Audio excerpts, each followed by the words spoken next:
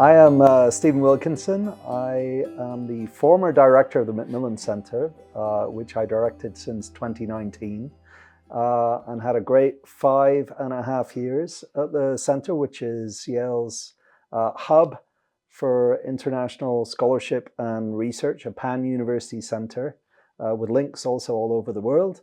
And I just stepped down at the end of February from that position, and it gives me very great pleasure today to welcome my successor and friend, Sunil Amrith, who is the Renu and Anand Dhawan Professor of History, and now, I think as of just a few days ago, both former chair of the South Asia Studies Council and director of the MacMillan Center. So Sunil, welcome. Thank you, Stephen. So I had a great time at MacMillan, and I'm curious. You know MacMillan very well. You were attracted in part because of MacMillan's existence to coming to Yale, and I'm curious what attracted you to this position.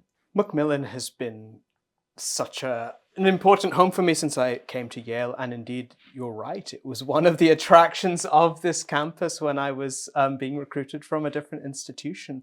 And I think just the sheer breadth of what MacMillan does, the energy that one feels every single time you're in Luce Hall, the sheer number of people that are coming through here all of the time, and the capacity to really have a transformative impact on the world with the research that we support at the center. All of those, I think, made this role really a dream and a privilege to be able to step into. So you're a historian who explores the intersection of human migration and global environmental history with a focus on South and Southeast Asia. And you're the author of several big books, including most recently The Burning Earth, A History, which was named a New Yorker Essential Book of 2024. And I suppose I'm interested in how your mix of different area expertise, as well as these particular issues, map onto some of the things that you might like to do in MacMillan going forward. One of the reasons I feel so much at home at MacMillan is that I do have one foot firmly in regional studies, in my case, both in South Asian and Southeast Asian studies. And then my work has, over the last decade or so, expanded into really global or even planetary questions of climate change, environmental transformation, migration. And I think one of my aspirations is to see how best we can continue to connect up those different parts of MacMillan's work, which is to say that MacMillan is impactful and influential in addressing global challenges, partly because it has that bedrock of regional expertise. And I'd love to continue the work you've done, Stephen, in trying to see how we can facilitate more conversation both across our councils, but also then between our councils and our global programs. And that's very much in tune with the work that I myself have done and will continue to do, I think. And one of the unusual things about MacMillan, by comparison with some similar centers at other universities, is that we exist as a provostial center to service all different parts of the university. I wonder if you could talk a little bit about how you see our role within Yale as linking different parts of the university, and what is particular about MacMillan Center's ability to do that compared with other kinds of centers at other universities. As you put it at the beginning of our conversation, Stephen, it's Yale's international hub, which is to say that I think the MacMillan Center is able to act as a facilitator, as a catalyst, as a vehicle for the international work that so many other parts of campus, far beyond the social sciences and humanities, want to do. And I think that while I was at the South Asian Studies Council, I think one of the most exciting new sets of connections that you helped us to build, Stephen, was with the School of Public Health. And we have so many colleagues in the School of Public Health who do extremely important work in South Asia.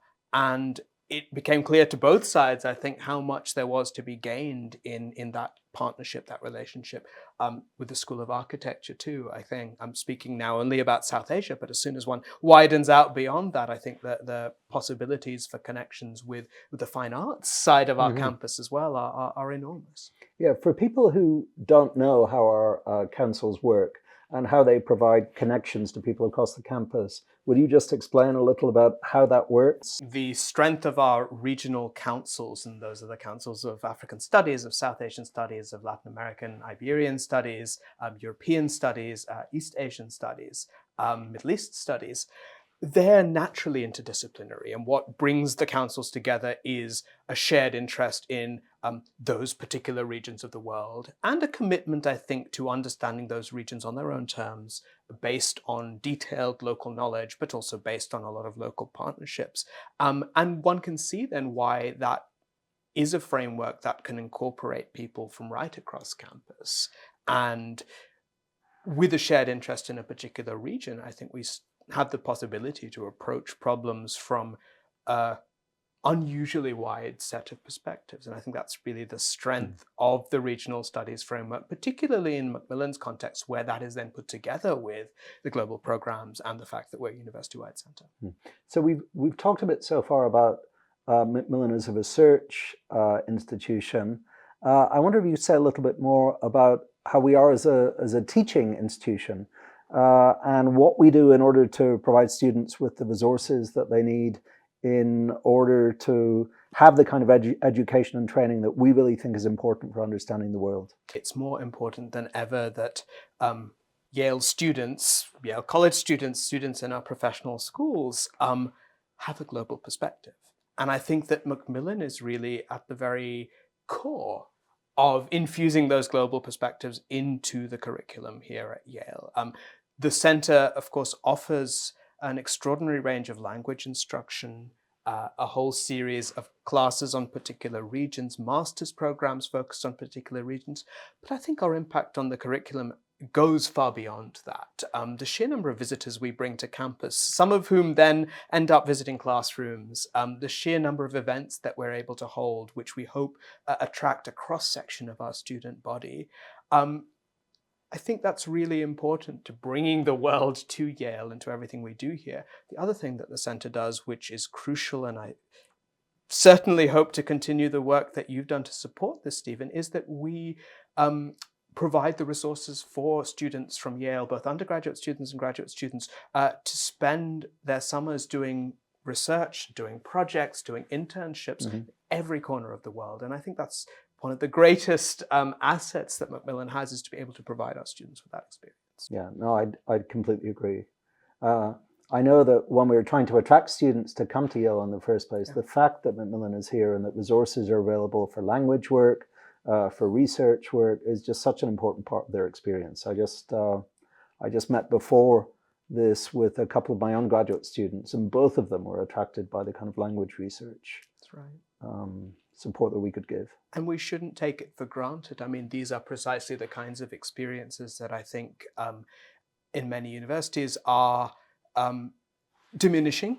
And I think that it's a real treasure of Yale to be able to provide and continue to provide those experiences to our students. Yeah.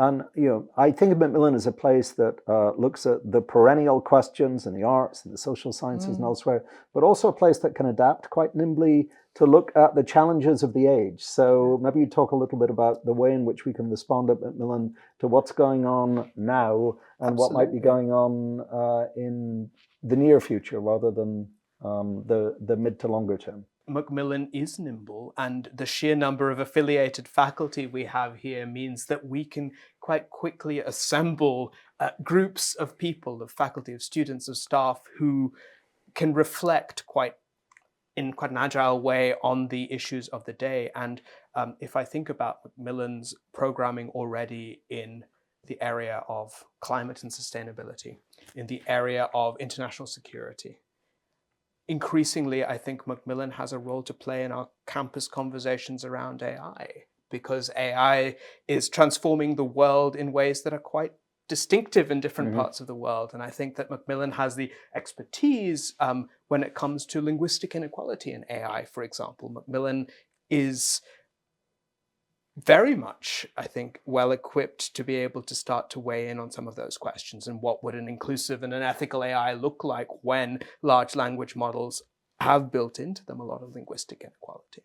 I think I speak for everyone at Macmillan when I just say we're truly delighted to have really somebody who knows Macmillan from the inside, who's one of our own, but has also been in many different institutions and has a worldwide scope in his own scholarship and intellectual background take over as director. So welcome, Sunil. Thank you, Stephen, and thank you for your wonderful work leading the center, which we've all benefited from.